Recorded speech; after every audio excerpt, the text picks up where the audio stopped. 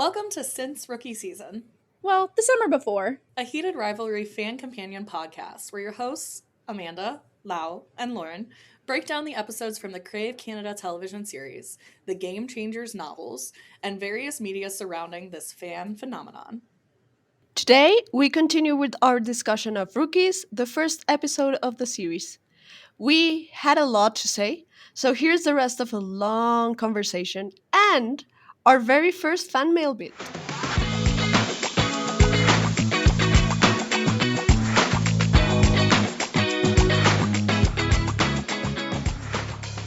Hi everyone, Editing Amanda popping in to remind y'all where we left off last week since our discussion went way too long. So we had just left Shane and Ilya after they had their first hookup in the hotel room. Then we get some family context and discussions with each side of Holanov before the iconic All-Stars game. Oh, and a quick side note, I was in the middle of moving when we recorded this first episode, so I know my audio quality is not great. I hope that it is better now that I am settled and on my actual mic that I use. So thank you for sticking with me through that. And stick around to the end of this episode for our first fan mail segment and our discussion afterwards. And thank you so much for listening. We get 3 months after that, so we're getting towards the end of summer of 2010 in Montreal. The technology here, we see a bit of another hint at it. Shane's watching a YouTube video on his phone of Ilya. It's like a little slide phone. It's not quite like a touch screen, and it's not quite iPod Touch or like something like that, but it is something capable of connecting to Wi-Fi and playing video, which I thought was really interesting. And this is where we get the liar told you that, which is one of my favorite lines. I know in my intro on social media I said my favorite was Russians do not do this. The other one is liar told you this, and I love that so much. Then we get to the family brunch, I'm assuming it is, lunch deal. We get Unimomager and the YouTube discussion with the unlikely animals becoming friends, which that metaphor just hits you over the head, I swear. And David is so sweet and so pure. I love him. I adore David. I think he's just so precious. My love. Yuna is like, fuck him right up the butt, and that is like a bit further than the book, which I think they did on purpose to be like, haha, get it? Yeah. This is another like low-key thing I want to track that's not present in like every episode, but it's something I find really important, is the family shot and how Yuna, David, and Shane are framed, where Shane is squarely in between his parents and supported by them and is not really needing anyone else at the table and in his life. Whereas in other episodes, when I point this out again, we'll see this framed a bit differently and see Shane sitting in a couple different ways. So put a pin in that, and we'll consider that later. But right now, Shane is like right in between them. We've got this nice, solid, equidistant triangle, and I think that speaks a bit to that family dynamic and that role. Oh, and then lastly, of the tracking stuff, we track the games. We don't know who won this next game that's in this scene, so I'm still counting it as tied, though Shane did win the face-off. And I think this goes back to what Jacob says about the hockey isn't the most important part for their relationship and their dynamic. So it's not about who won that one, but it's that specific face-off where it's showing that they can taunt each other and how they can get under each other's skins in those specific moments during the game. Okay, and it's so funny because, like, in a hockey game, there are actually, like, 50 face-offs in a game. Like, face-offs happen all of the time. Like, literally any time the puck, like, there's a penalty, the puck gets, like, goes out of play, it gets iced. You do, like, 50 or more face-offs a game. Like, up to a point where there is, like, a percentage of who wins the face-off score, because it's really easy to, like, score a goal off of a face-off or whatever. So the fact that they make, like, a really fucking big deal about this face-off is so funny to me. Also because Shane and Ilya are probably first-line centers, so they're, like, because hockey's played in lines, so you have 5 players on the ice at a time plus the goalie, and so then you have your 3 forwards and your 2 defensemen, and they constantly are going on and off the ice. They play in shifts, and shifts are like 45 seconds to a minute. So you're only on the ice for like 45 seconds at a time, over and over again throughout a 60-minute period. And so the fact that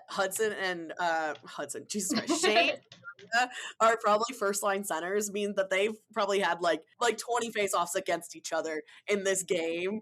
But like the fact that they make this like huge deal out of it, I was like, that's so funny to me. Yeah, I think it's like Amanda said, is to show us that they can like taunt each other. Yeah. Will you disappoint them? Yeah, because this is not the first, it is not the first, and it will not be the last face-off that we ever see of them. Yeah. We get the interview that Ilya is watching. Shane is being interviewed in French.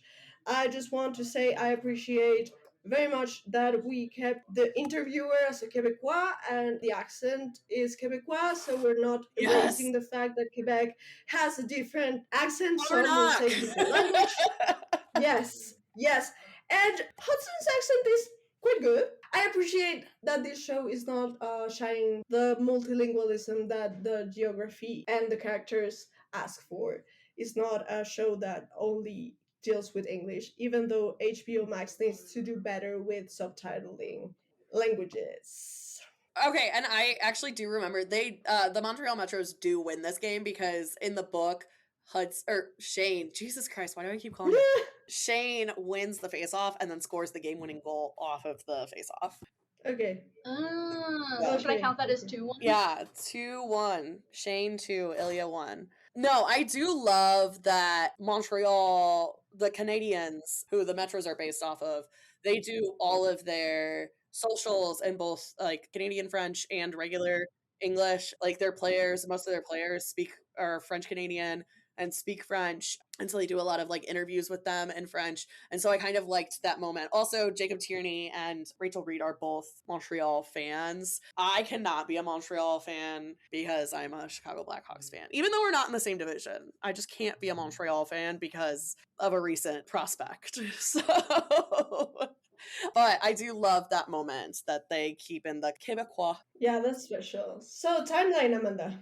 Yes, so timeline. We get 4 months later, so this is towards the end of 2010. This is at least 2 years after the boys have met. We're in Nashville for the first All-Star game that we get to see, which, given that our two stars here are stars for their teams, they're in the All-Star game. And technology side note, I love how they show the text and emoticons. I think I said this earlier, but how they update the text throughout the show. Just keep your eyes peeled for that. Even the interface on the screens they update, which is really cool.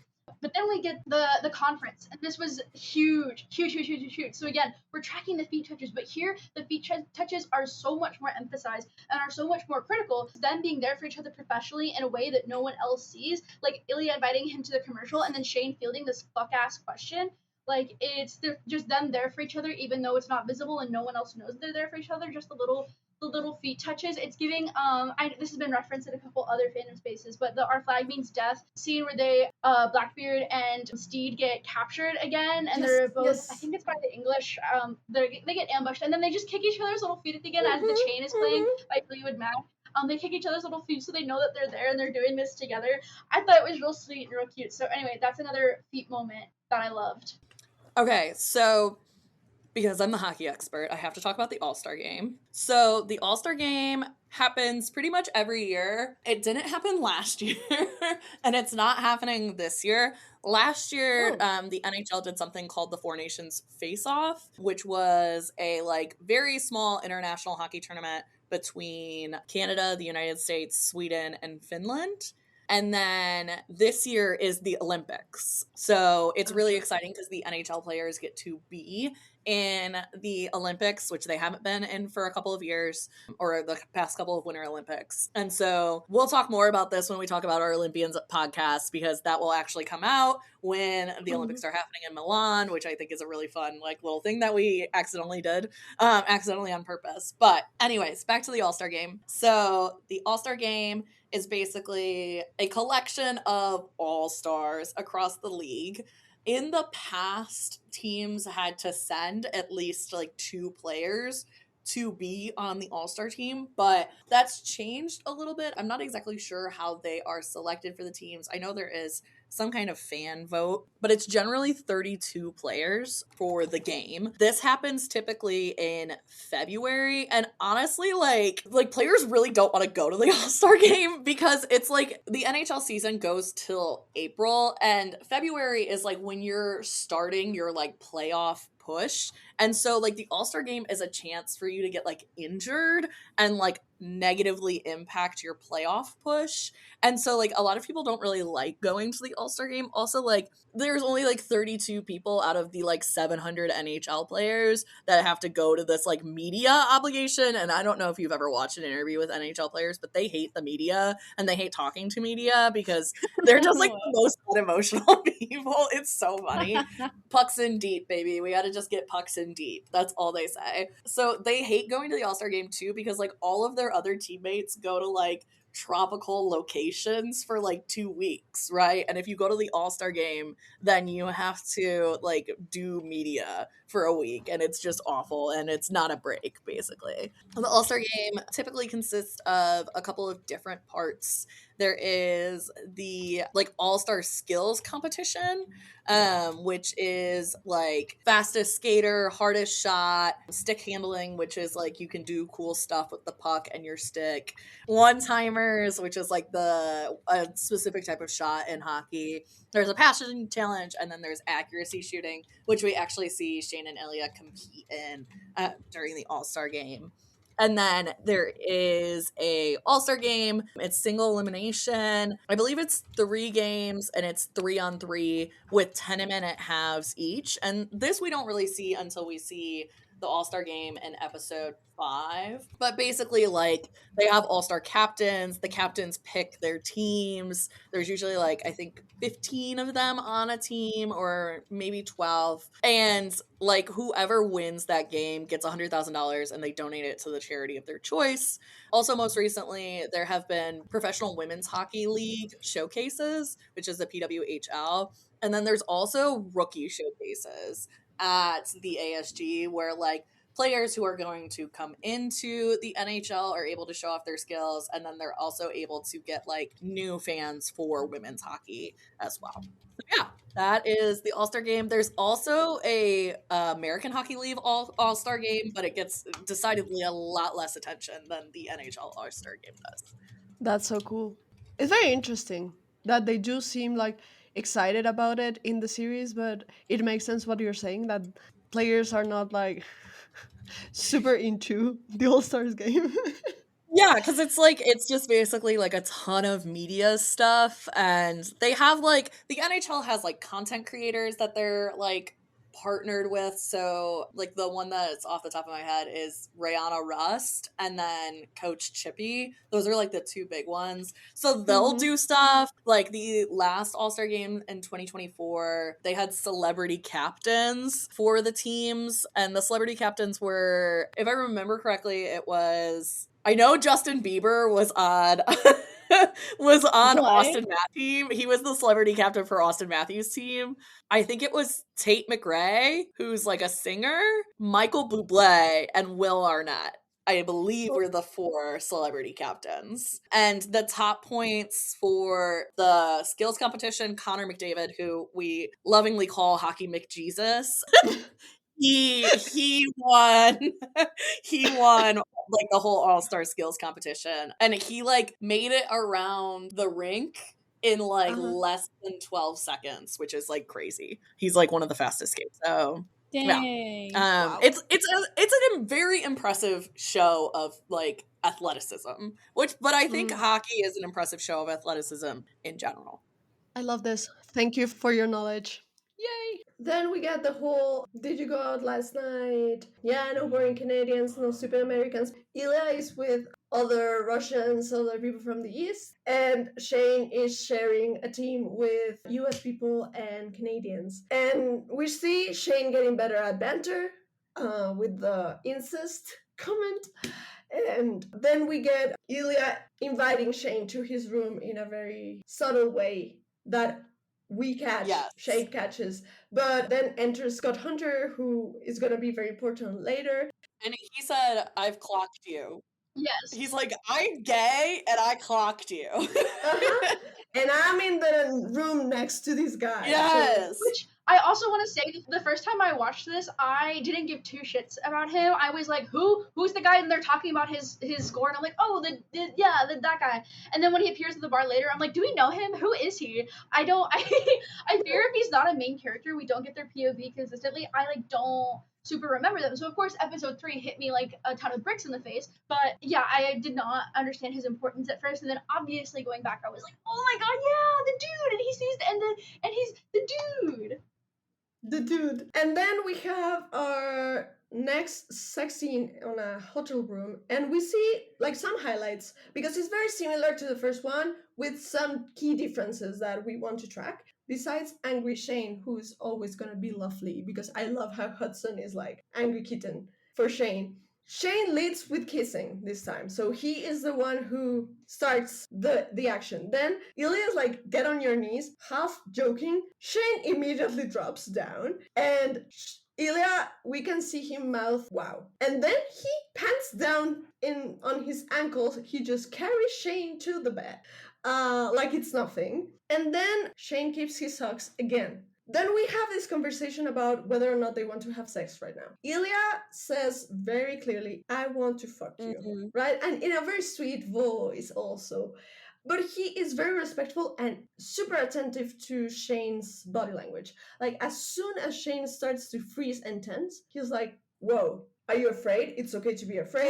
Yeah. He jokes a bit to ease the tension, but he's very aware of like only if he's comfortable. Right. And at the end we see there's a lot of reassuring kisses, there's a lot of banter, but also there's a lot of you're safe with me here. And I respect your boundaries, which I love. Again, I am Ilya is the king of consent, girly. Nothing else will be tolerated in my home. What color is big? It's so lesbian coded, by the way. Yes. So lesbian coded. Jacob, I just wanna say- this one's for the lesbians. Also, Hollander, you are having panic attack. I adore him because it's like but this is what I mean about him. He's so reassuring and he's so sweet. I also want to say where he's like, oh, Hollander, you're so boring. Which I'm like, I don't even understand how that's boring. But I want to count how many times he calls or says something is boring, or maybe just towards Shane. So this is number one. This is the first time we get Ilya calling him boring. It kills me every You're time. so boring.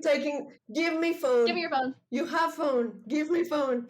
The lack of articles, Connor really knowing how Russian works and trying to emulate what a Russian person would do with English. Love it. So yeah, we have that. We have the introduction to Lily and Jane, which are their pseudonyms on their phones. And this is like Ilya's way to tell Shane, like, we should text, and that way we can arrange for future encounters. So I want you again, and you want me again. Let's do something about it. And we get, again, as Amanda was telling us, the introduction of technology and how it starts like developing while the relationship is developing as well. I love this scene. I'm just thinking about this scene over and over and over again. I love the comment about the dildo. Like, that's so... Also, like, Ilya, are you jealous of a dildo? I've read too many fan fictions recently where Ilya's jealous of the dildo.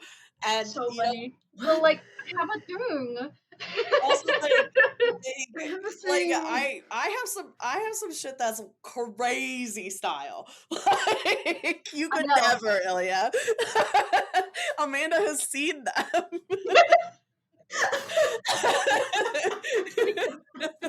Yeah. We Listen, have been to like a Oh my whole sex shop together. basically like lived at each other's houses for like 2 years, so we've seen some shit. Anyway. So the next timeline, and I believe one of the last ones we get for this episode, is 2 weeks later, so still end of 2010 or early 2011, so it's like really soon after. Like normally they don't see each other for months, but here it is like literally 2 weeks, so they are fresh on each other's mind. On our timeline, before you continue, sorry Amanda, on our timeline we have, not to be self-centered, but 2011, my queer awakening. So very important for queer history. And we have a lot of small victories across states and countries regarding same-sex couple discrimination in adoption and marriage. I will highlight Nepal recognizes a third gender through a national census in May 2011. So we love that. We love to see that. I love that.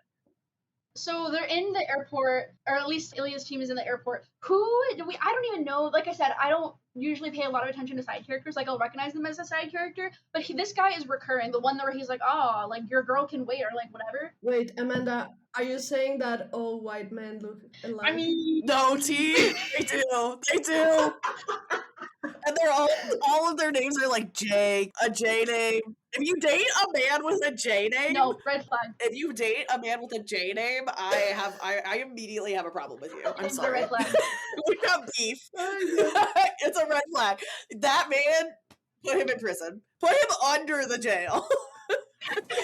No notes. No notes. No notes. Who? Men with J names, and typically blonde men. True. Usually blonde men are below the prison. Of course. But Connor's story gets a That's true. pass. He's the only one. He's He the had those only nipple one. piercings, you know. The corset and the corset. The septum piercing, it Yeah, really, exactly. and the He gets a corset, that ass. He gets a pass. He gets a pass. No notes. The jawline. But who is the teammate that he's talking to at the airport? Because I noticed he is a recurring character. Marlo. That's the guy. Oh, That's the guy that hits Shane. Yeah, see, I just thought he was one of the normal Yeah, teammates, and then I noticed he's the Marlo. same one that like teases Ilya later on, and I was like, man, who is this fucking guy? They only name tags. Because again, we don't have the budget. We have $3, 2 freaks, and 1 dream. That's so true. It's kind of like this podcast, except it's 3 freaks, $2, and 1 dream. Real. Yes. Real as fuck.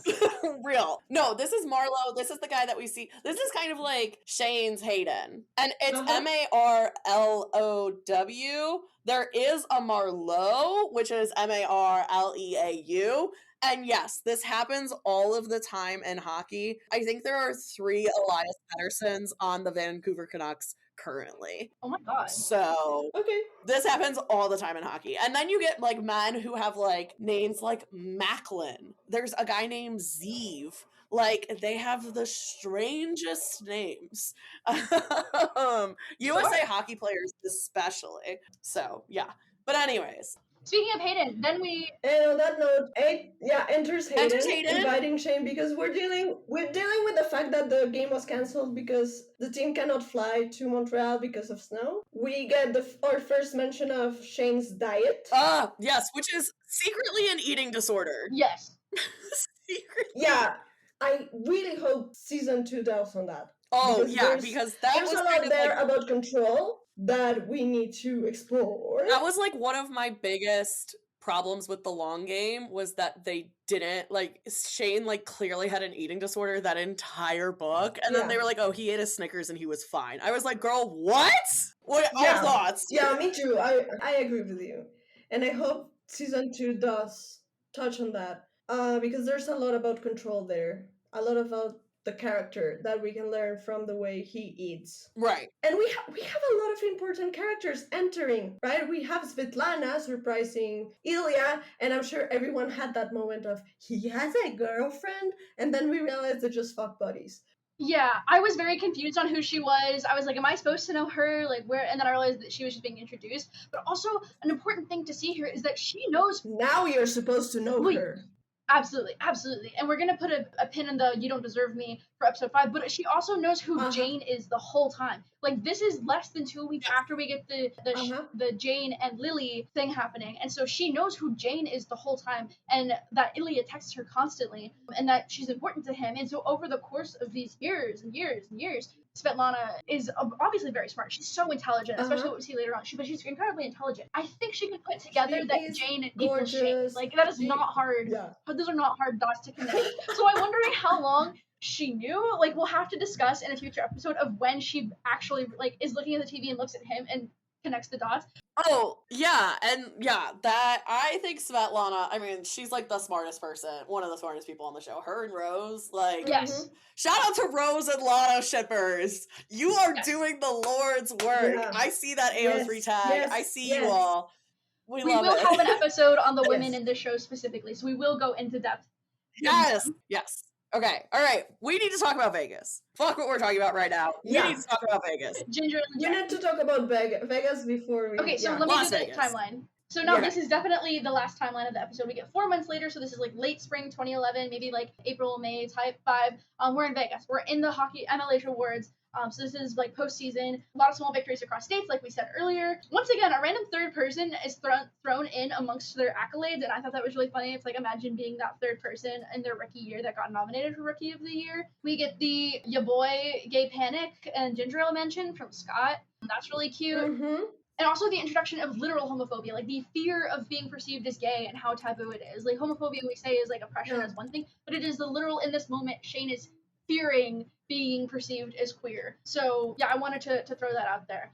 And Scott clocks it. Scott clocked it because Scott is gay, and so he's like, I know, but I also would like to say something I did forget to mention. In 2010, the Chicago Blackhawks won their first Stanley Cup since the 60s with two little 19-year-olds leading the way, Jonathan Taves and Patrick Kane, They weren't who fucking. may or may not secretly be in love with each other, but They were fucking. They explored each clocked. other's bodies.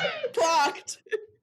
They may or may not have explored each other's bodies. And actually, I went to the bar the other day where they had their 2010 Cup celebration. I've been to it several times. I actually watched a Love Wow. Island screening there, so I really love important. that.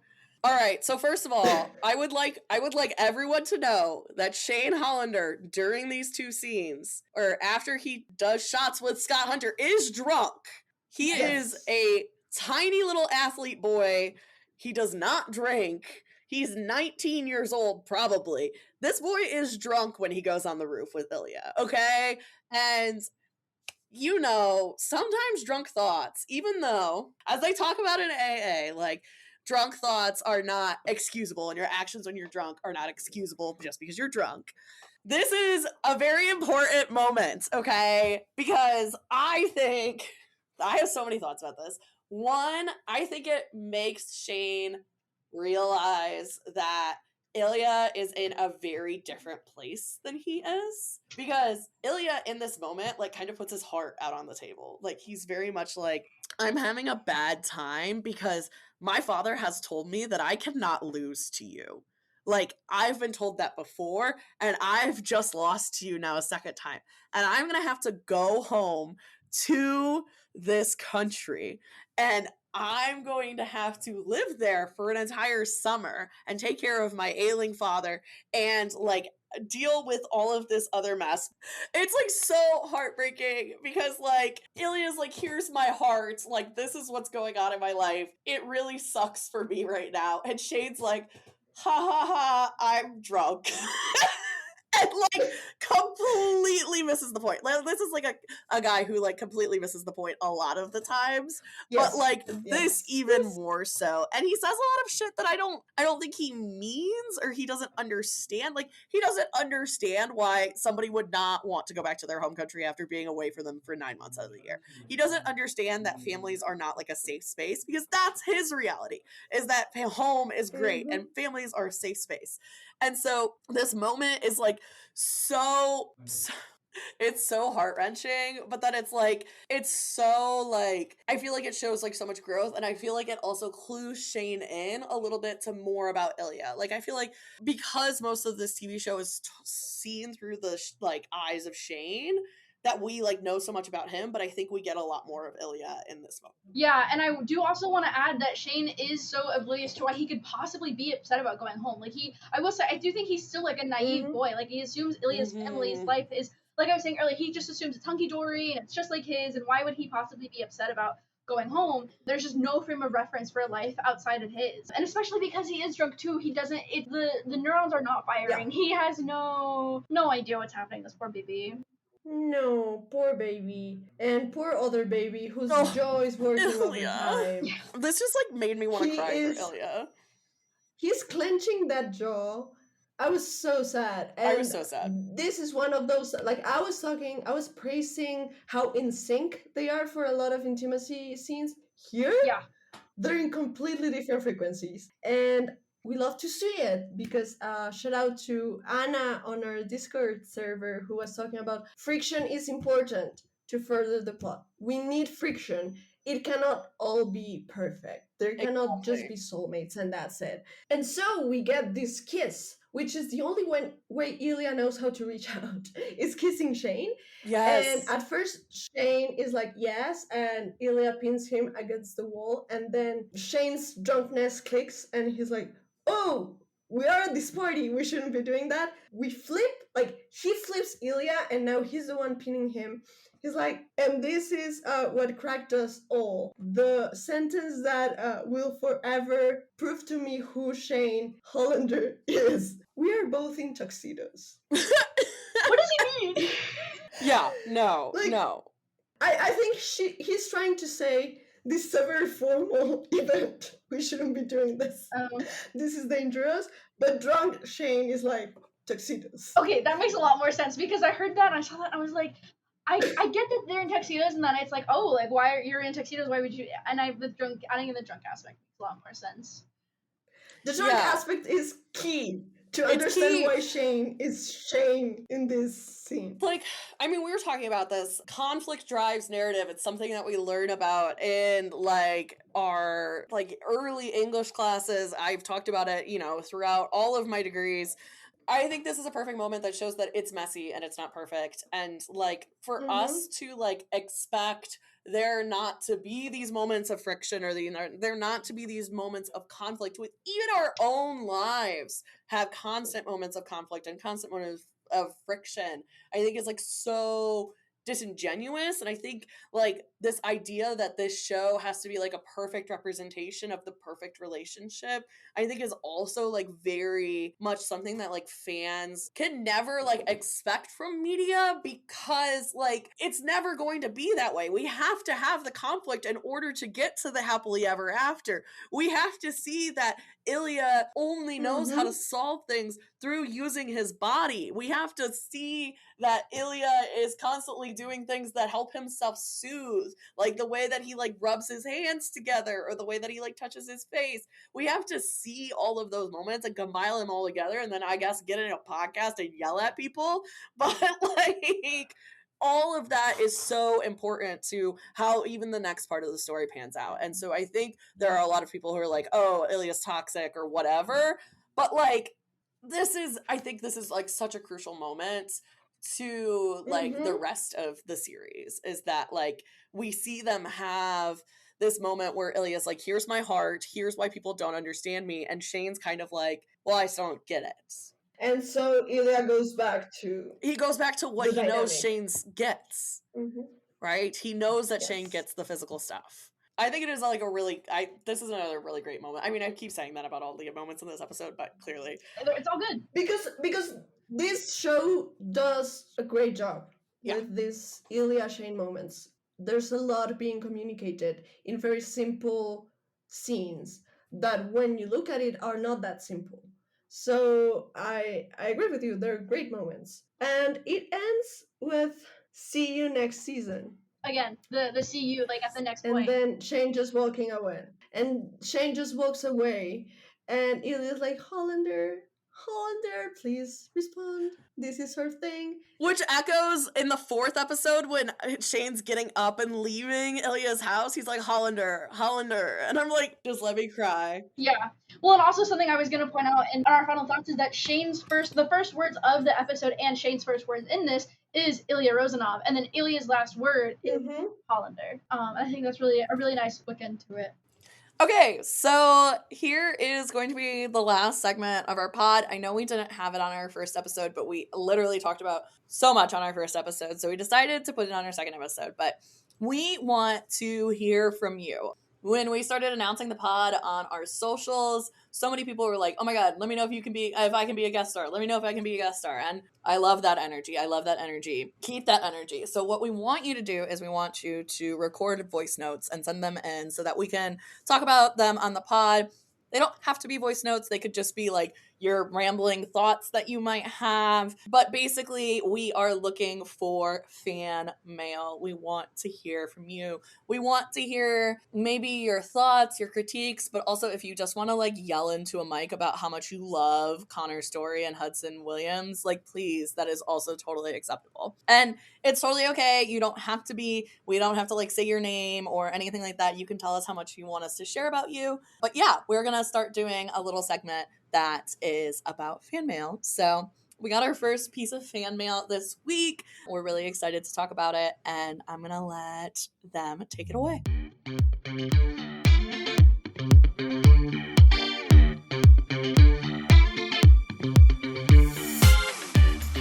Hey, since Rookie Season podcast, I just wanted to yap a bit about how challenging it is to express your emotions in a additional language that is not a language you grew up speaking. I feel like when I talk in my first language, English, I have a completely different personality than when I'm speaking in my additional language of German.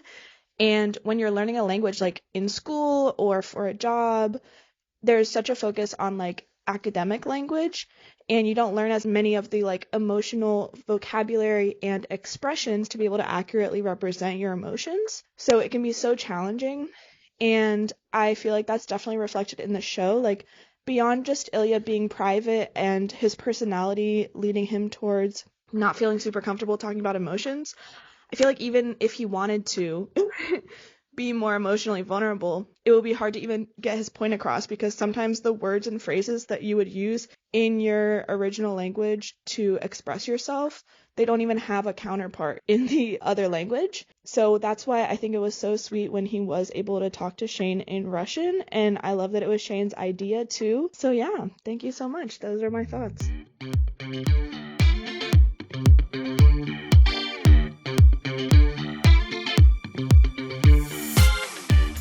I have a lot to say. I have first-hand experience with this. First of all, thank you to the person that sent this. I was super happy when I listened to it because this touches me personally. I don't know if I mentioned this, but English is my third language. What we call my native language is Spanish, and my second language, in which I feel very comfortable, is French. And I also speak Creole. And all of those languages make me feel more comfortable than English. So I was very happy to see the representation that we get with Ilya. And I would be an Ilya defender to the end because I know half of the time that there's miscommunication between Shin and him. We did talk about cultural differences, and there's also the language barrier that I did mention a bit in our first episode. But it is so different to talk about your areas of expertise that you have practiced in English. Like, I feel very comfortable talking about my field of academics, that is Caribbean literature and Afrofeminist theory, that like gender, queer theory, animal studies, that's what I feel comfortable discussing in English. But when I need to be vulnerable and when I need to express myself, French and Spanish are the first ones that come to mind. And I get very frustrated. And I love how that was portrayed.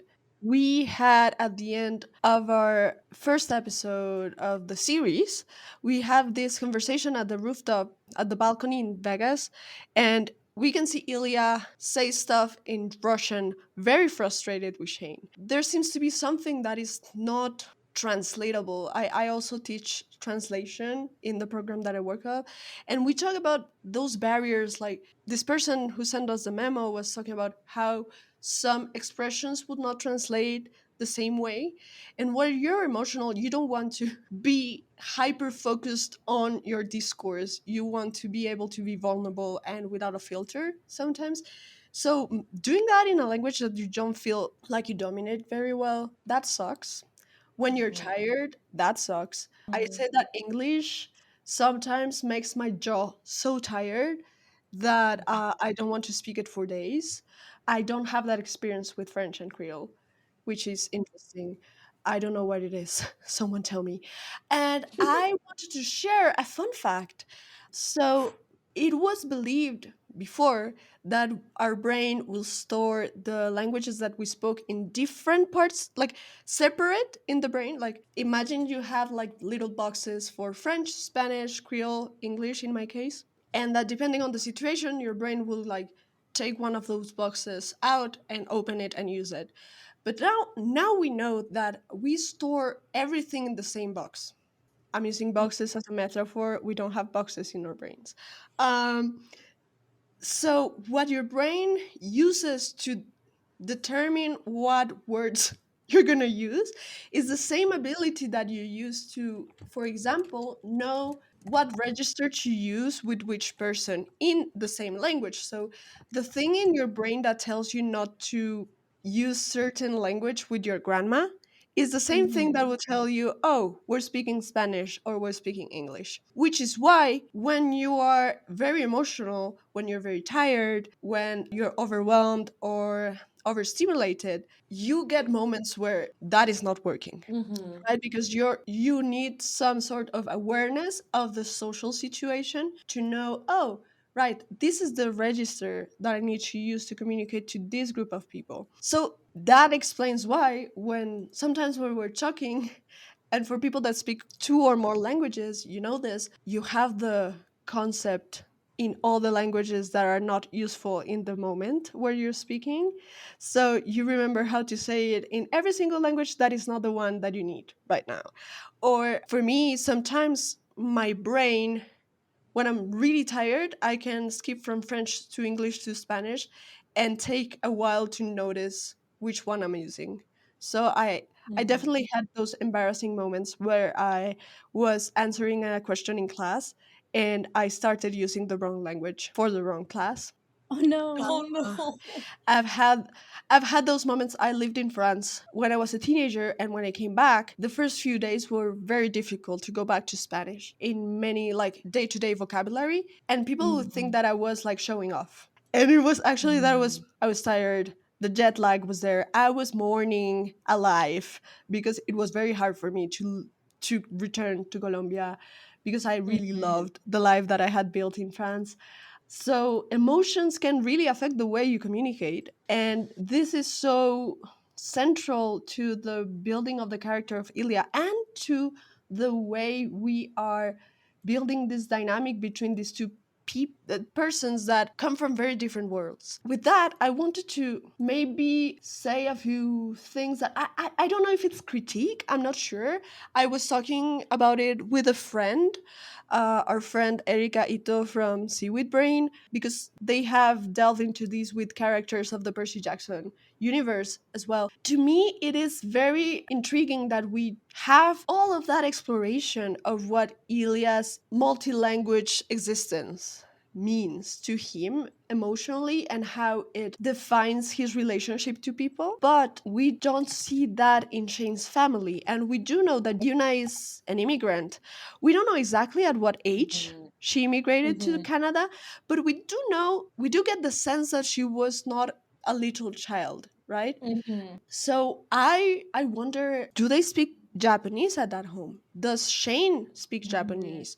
Because we see a lot of scenes where Juna and Shane are talking. They're using English as their language of communication. I don't like, I'm not judging anyone here, but there is this phenomenon that we see in immigrant families where parents will refuse to use their native language with their kids so they can assimilate better to the host culture. Mhm. I don't know if this is Mhm. the case. This is the case. I have no idea because we don't get that. We have no Right. idea how Juna feels regarding language barriers, how her Right, experience exactly. was as an immigrant regarding that. Of course, the benefit of Japanese being that language is that Japanese is a very prestigious language, right? Mhm. So you wouldn't necessarily have the same stigmatization that you would have with, say, Haitian Creole that is broadly spoken in Quebec or even Spanish. Mhm. But still, there's a lot of, as we have discussed in the past, there's a lot of discrimination towards Haitian. Haiti is always on my mind and my heart, towards Asian women. Oh, you're right. Yeah. And even if they're Japanese, which is, in my experience, was seen as more prestigious than people from China or Korea or other Asian cultures, still, she is an Asian woman that is visibly an immigrant. And I'm very curious to know, do they speak Japanese? Does Shane, because we know Shane is is very interested in learning Russian. So for me, this Mhm. has so many like, and we were talking with my friend, and they said, not every story has to delve into that. They haven't watched the show, so they were relying on the context I was giving. And what the conclusion that we came to is, yeah, of course, some stories don't have to touch on that because that's not their focus. What is weird to me is that we do it with Ilya, Mhm. and it would make a lot of sense for it to be something that means a lot for Ilya and Yuna's relationship in the future. And for Mhm. Shane himself, like, we know that he speaks French as well. We know that, I don't know if we know, Mhm. that linguistic politics in Canada is a point of tension of Canadian identity. Mhm. We know that there's a hierarchy between English and French, or Quebecois, that the money is mostly in the Anglophone part of Canada, Mhm. and that there's a lot of shame around it for people that grew up in the Quebecois region and are struggling to speak English fluently because English has so much power economically in our world today that we all, from every single nation that is not Anglophone, we feel forced to be fluent in it. There's a lot there that is not explored. There's a lot there that we have no idea. Like, there's so much we don't know about Shane and his family and his background, even though we have his parents from the beginning right there, and they have a Mhm. good relationship. I would expect more information on that. I hope that maybe that's something that season 2 could explore. And it takes a couple of sentences. You don't have like to make a whole episode on it. But I would like to Mhm. know a bit more about the linguistic politics in the Hollander household. Mhm. Yeah, yeah, yeah. Definitely. Yeah, I mean, something I was thinking about. I mean, I personally do not speak any other languages, but at the university that I teach at, I do have a lot of international students, and I teach courses on like communicating across cultures. And so, something that like we kind of consistently talk about is the difference between high context and low context Mm-hmm. cultures, and like Russian and Japan, like, or Russia and Japan are like very high context cultures, which Yep. means that they are like very implicit, like focus on like nuance and indirect communication. It prioritizes like kind of like a collective, the like relations and emotions like shape the communication so that they might not be like, there's like a very strong value of like the concept of like a face, like strong public image. And if like a member's like face is threatened, then the whole group's like honor is in danger. As compared to like low context cultures, or there's like, which is like the United States, Canada's in there. Spanish is like right in the middle, and I don't know like if that means Spanish, or I guess like Latin America and Spanish are like very close to one another in this high context, low context. But low context cultures like really focus on like independence, individualism, like everyone's responsible for themselves. There's like no concept of a face. There's very explicit communication, very direct communication and language. And there's like very rationalized and like formalized language. And so I think even like something I think like what you're talking about, Alawa, is like switching from like a high context to a low context culture and like going back and forth. Like that seems so exhausting. And like not only do you have to remember what like all of the vocabulary and how sentence structure works and all of these things, and then like don't even talk to me about English idioms, because what are those? And like English makes no sense like historically as a language. It is my worst nightmare how to pronounce a word that I have read. It makes no sense. There is no way to know. Right. No, I will So give a fair. little BTS. In the last episode when we first recorded it, I said epistemology instead of epistemology. Or no, I said The other way epistemology around. instead of epistemology.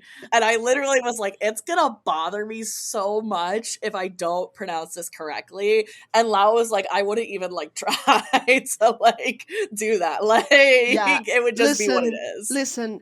Everyone gives French so much bad rap Well, because of that's because how French people. pronunciation works. Yeah, yeah, I know. But Hey, that's also just because of the French people. believe me, Like, I know. My school was European. I know. But everyone says that French makes no sense, and it's true that French has a lot of exceptions for every single rule. But the fact that the pronunciation is hard does not mean there's no rules for it. And for me, it was a mhm. shock to go from learning French my whole life to attempting English. I am blindsided every single time that I try to pronounce something. And then I'm like, oh, that's not the way to pronounce it. No, it's yeah, English is, and English, like English, saying English is like one of the hardest languages is actually like very kind of racist. But like as a person who has like linguistically studied English and like has studied the history of how English like came to be the language that it is today, like at one point they were like, let's formalize, because honestly the French were like, we're formalizing French. We're gonna like have a Yeah. language center in France that like does goes through and formalizes like all of the French things. We get rid of all of these like language. I will eventually talk about how that is a tool of imperialism for the French. Yes, yes, no, Yes. Yeah. absolutely, yeah. the colonizer. And then the American or like the English were like, we're gonna do that too. So they went back to like Latin spellings for everything. So this is why in English we have like those weird Latin spellings of things like PBs or PFs when it's like that's like it's just because they like did this and then they were like, no, this is too hard. This language is too much. And then you have like British versus English, like American English, which is a whole nother thing. And there was like the dictionary wars between Samuel Webster and like all of the British people, so the OED. It's a fucked up language. It's a fucked up language. And yeah, I cannot. I'm gonna shut up now, but I cannot imagine. Yeah, I wanted before we let Amanda speak because Amanda has things to say and they are gonna explode eventually. I just want to say two things. I'm gonna be very quick, Amanda, and then I'll shut up. No, that's okay. Take your time. I'll shut up. Don't worry. This is just so funny because I have a trauma with English. Like I really hate it. Like the fact that I'm doing a podcast in English shows growth. I was gonna say That shows a lot of growth because for me English was the language that was imposed to me by imperialism. Never mind that French was also that way, but I have a relationship with French that is different emotionally. But I want to say also our person that sent us this memo points out they talk about vulnerability, and I think it is already very hard to be emotionally vulnerable to someone else. And when you are emotionally vulnerable, the last thing you want is to be ridiculized by how you sound, right? And I've had that experience with French, that I was having a fight with some sort of boyfriend that I had in France, and I said something that in Spanish makes complete sense. I was enraged. I was having a really bad time. I was being very vulnerable, and he couldn't help but laugh because what I say had like a big sexual connotation that I did not intend. Boo! Wait, man. Those things happened, and that's why, as a language professor, I always tell my students like the hardest part about learning a language is that you are taking risks in the terms of like you need to be vulnerable because you are gonna make mistakes and that you're gonna say stupid shit. You're gonna sound dumb. I Yeah. love the I Mhm. love the Sofia Vergara in Modern Family gif that says the meme like, do you know how smart I am in Spanish? yeah, Yes. exactly. And that's what I wanted to say. Now Amanda can share with us. No, Amanda can speak. Okay. No, that's okay. I just have like a lot of Uh-huh. thoughts, so you're gonna have to follow me. But first, I do know a bit of ASL, American Sign Language, conversationally. I'm not fluent. I don't try to be fluent. I will say that in my experience with deaf people, I took a bunch of classes and I've interfaced with a lot of deaf communities, capital D deaf. But English fucking sucks. English sucks so bad. It does not help when you can't hear anything. People that are hard of hearing and deaf are known to have a deaf accent because they can't hear how it's pronounced, and it's just ridiculous. Ridiculous in that Mm-hmm. they would be judged for it. I think it's perfectly normal because if you can't hear the words, how are you supposed to know how they're said? I don't blame them at all. And to me, ASL makes so much more sense linguistically and just in my brain for me when oh my god, Lauren knows this too well. When English doesn't work for me, I default to ASL sometimes. We won't go We into won't those go stories, into but those Lauren, stories, there's been but multiple nights. trying to get Amanda There's to been like multiple nights where Lauren is like, I love this. I love this so much. the lore. it's so bad. The war. I said the lore, not the It's fine. war. But English makes no The sense. war. I'll cut English that out. makes It no makes no sense. sense. Yeah, and when I was a snotty little teenager or little kid, a young person, and I wanted to be right all the time, and I wanted to, prove that I was smarter than other people, which a stupid kid. It's the way that my family is. I blame them. I blame my family trauma. But people would make mistakes, and I wanted to correct them, and I try to give myself grace for it. But now I realize that that's stupid, and that you shouldn't correct other people's mistakes because who cares if they don't convert the AY ending to an IED or an IES? Like, who gives a shit? It doesn't matter. You understand what they mean. And learning another language, especially when I was a bit older after my brain developed more later in my teenage years, I understood a lot more of like, you're just trying to understand what they mean. And that's all language is. It doesn't matter about how correct they are or whatever. It's respecting the culture and trying to get your meaning across in a way. I also want to connect this back to Heated Rivalry and that, Lauren, what y'all are saying about the face. What was that called again? Oh, high context versus low context cultures. Yes, high context. I didn't see this analyzed as far as that, but it's applicable in that I saw an analysis of that. Someone who knows Russian or knows a few words in Russian or something. Apparently, there are other words in Russian for it doesn't translate exactly to boring, but it's an explanation of why Ilya calls Shane boring and calls other things boring is because it's synonymous for a different meaning. It's like a very like calm. It's like a very like I don't fully know how to describe it, but it's another way of English is silly of like there are so many words but they don't have quite the same meaning, and it's almost like that experience that some of us English speakers have with German, where I've seen jokes over the years of like, oh, German people have a word for everything. There's a word for everything in German, and it's just because there are different ways to describe slightly similar things with different meanings. And so I feel like that is something we see here with Shane calling Ilya calling Shane boring, is that it's not boring in a way that we as English speakers understand. It's boring in that the word that he's using in Russian is slightly different. And so I think that is a purposeful different translation, or at least I'm choosing it to be like a purposeful thing to give it a different meaning. And to Ilya, like he knows what he means, but Shane is like, I'm not, what do you mean? I'm literally a hockey superstar. Like that's not boring. But we understand. Also there is that funny context of the like, Ilya is the like ladies man with the cars and Shane just does yoga on his dog, which is different. Which I don't think is boring either. But I also wanted to say, now this is also one of my other frames of reference that when I listened to this fan mail from our anonymous friend, the first thing that came into mind, and this is such a silly reference, so don't come at me for this. I've not seen this show, but Emily in Paris. I've never seen the show. I've never seen it, but not an Emily in Paris mentioned in the pod. I know. Okay, I've never seen it. I just because I know it feels silly, and so if I don't want to yuck your yum, if you love that show, cool, enjoy it. Have the things you enjoy. You can make fun of me. Sorry, I am gonna yuck your yum as a French a professor of French. Yeah, language. that show is. I will yuck your yum about a lot of things in that show. That's fair. No, yeah, but I Sorry. feel like that's part of it too, is that she's supposed to be a bit like cringy in a way. But this is it hit my timeline a couple years ago. I don't know what season. I don't have other context for when in the show this was because I don't care about it and I don't keep up with it.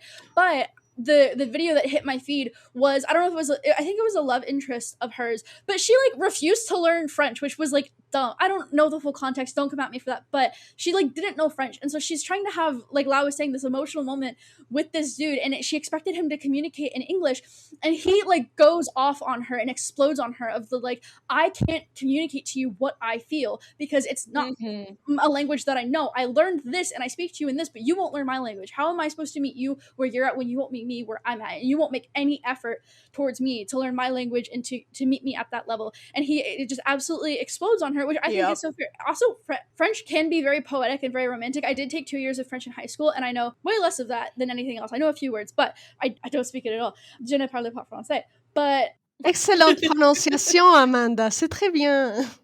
Yeah, that's all I know. But I think that I don't want to digress from what I was saying, but I also think it's romantic to learn your partner's language. Like, I think it is or not even romantic, but it's like such a way to connect with someone. Like, it's such a, I have friends whose native languages are other things, and I want to like learn those things so I can be like, I want to engage with you on that. I want to share something that you love that I love, and like, I love you, so I want to do this for you, and I want to do something that you love, and something about you.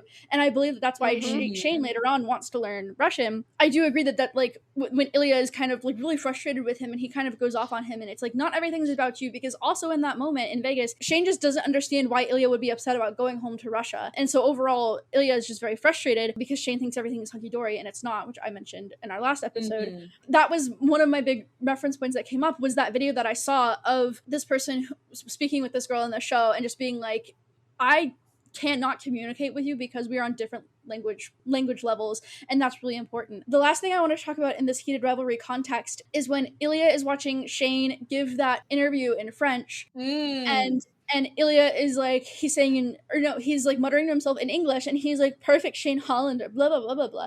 And I saw people on the timeline confused of like, why is he so upset about Shane being bilingual? Like, you're my bilingual king as well. And I saw other people were speculating and talking that it's because Shane is so comfortable talking in both languages that he can give a perfect interview in French and a perfect interview in English. And even even in French respond to a racist comment. I don't even know if Ilya picked up on, well, I don't know if he had subtitles on. Whereas in the fuck ass interview, when it's just Shane and Ilya and they do the foot touch and Shane has to take over, like Ilya cannot communicate perfectly in English. He struggles a lot. And we see that like that is such a focal point of part of the show is that I mean, he gets better over the years, which Shane talks about, and that's something we're tracking is Shane's commentary on Ilya's English. But I think that that's part of why Ilya at first is so annoyed with Shane. It's like, how are you so perfect that you can know both of these languages and communicate them so well and have them in your personal and professional life? And so I think that that is really huge and really important, and that's why Ilya feels insecure, is because his English is not as good as Shane's French. Which I do think that the Japanese would be really interesting, because unless they're like theoretically, no, I don't know. I think that adding a third language would be really interesting to him, but also I don't know if though it would make him too perfect. Actually, I don't know. It would be cool if. Are you calling me perfect, Amanda? You're perfect. I'll say Yes, it. You're perfect. I agree. Double down. You're so perfect and smart and beautiful. Yes, absolutely. Perfect, smart, beautiful, funny. Like, do I need to Thank- keep going? Like, Exactly. I know you have a husband or I'm whatever. blushing but, right like, make my line. When are you in the US? Oh my god. What do you mean? Hit me up.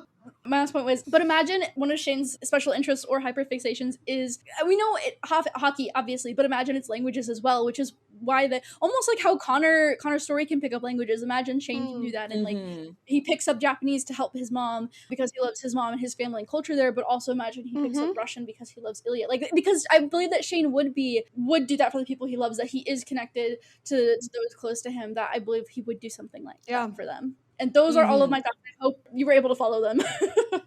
Yeah, that was so cool, and you made me think of something before Lauren continues. Sorry. Fun fact: I was mentioning my conversation with Erica. I listened to the voice memo we got before sleep, and then I couldn't sleep because I was thinking, and my brain was very excited about the podcast. And so I planned in my head what I wanted to ask Erica, and I planned it in English so I don't sound dumb. You know, like I was very nervous as well. And then I start typing the next morning, and I'm struggling. So I just tell them, okay, Erica, I'm just gonna send you a voice memo. And then I'm trying to get my point across, and I'm sweating. And my heart is beating really fast because I'm very frustrated. A few hours later, Erica responds, takes the time to respond carefully to every single point that I made, and then she tells me, also, you could have sent that in Spanish. I would have understood. What? And I literally told them, this changes everything for me. Completely different.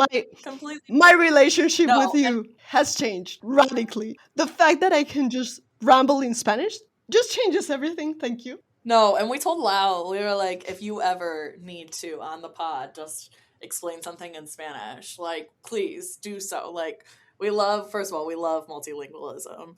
It's amazing. I think it's amazing because, like, I did like 6 years of Spanish and I don't remember most of it. And I've been doing a lot of like ICE, like rapid response in Chicago, and knowing a second language would be so helpful. Would be just so helpful. Lauren, I'm a language teacher, so you know where to find me. Lau, I need Spanish lessons. I need, please help me. Mis amores hispanohablantes, nos tomamos el podcast, si quieren. Okay, I got like 6 words out of that. I can read some Spanish and some French and get most of it, but hearing it, I go, fuck. But I did. No, that's like 90% of it. I was just gonna say the fact that Lau can do all of this analysis in English just blows my mind every time they come to book club and have all these things to say. And like, you doing this in your 4th fucking language and it is fuck ass English. I'm impressed all of the time. Just by the way. No, and it's crazy that like you like when you were like, oh, I love Eve Sedgwick, and I was like, listen, you can even get through like hard ass fucking theory in English. This is not your first like that's crazy to me because I still don't understand Michel Foucault. I still don't understand what Guattari and Deleuze are trying to say. Like I still don't get it. I know they probably wrote it in French the first time, but like it's been translated in English at this point, so like I still don't know what they're saying. Anyways, we'll keep talking about how amazing Lau is forever, but the one thing that I want to say is that I read a lot of fan fiction because that's who I am as a person, and a lot of a lot of fics like deal kind of with like language difference, and I've been very surprised by how many fic writers have been writing Shane as a person who speaks Japanese or is at least a heritage speaker, so like learned growing up from his grandparents, which I think is like freaking amazing because that shows that like the fandom understands like the need for like deeply like developed representation and not just representation to have representation, because I think this all leads back to this like these issues that we talked about in our first episode about race and racism and how Shane's Asianness is portrayed or not portrayed. And so it's definitely something that I think should be expanded upon. I mean, Rachel Reed has all of the resources in the world to help her. I know Unrivaled is coming out in September, which is going to be the third book in Shane and Ilya's story. And so I think it's definitely something to explore. And I've been seeing recently on threads and stuff a lot of people being like upset that fans, especially fans of color, are saying things about how Shane's racism is not really, or like how Shane's race is not really discussed. And to those people, what I would like to say is please check your privilege Real. and listen to people of color when they are critiquing something about race, because that's kind of their lives. Like, so yeah, but that is all I have to say. But thank you so much for the lovely fan mail. I'm going to throw it over to Amanda for one last thought on this issue, or not this issue, but this fan mail, and we'll go from there. Yeah, I'm so sorry this is dragged on, but also I'm not. This is an important thing to talk about, and we're going to talk about it, especially since we're tagging this at the end of our part 2 of Rookies.